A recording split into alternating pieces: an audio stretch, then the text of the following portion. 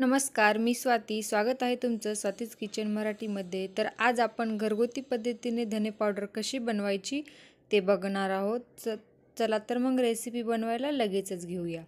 तर धने पावडर बनवण्यासाठी मी या ठिकाणी 2 कप धने घेतलेले आहेत.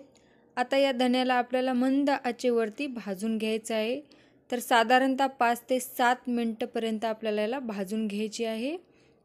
जेवढा चांगलं भाजले जातील धने तेवढा आपल्याला धने पावडरचा वास खमंग यायला लागेल. तर 5-6 मिनटं झालेली आहेत.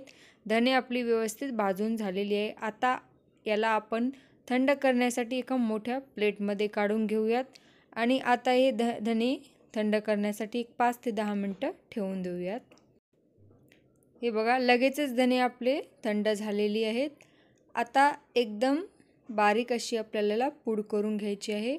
तर त्यासाठी आपल्याला मिक्सरच्या भांड्यामध्ये धन्याला टाकायचं आहे आणि एकदम बारीक अशी पूड बनवून घ्यायची आहे. तर तुम्ही बघू शकता एकदम बारीक अशी पूड या ठिकाणी तयार झालेली आहे. तुम्ही यामध्ये खडे मसाले देखील तुमच्या आवडीप्रमाणे वापरू शकता, त्यामुळे याची टेस्ट एकदम छान आणि चविष्ट लागेल. तर या ठिकाणी मी एका बंद काचेच्या भरणीमध्ये काढून घेत आहे.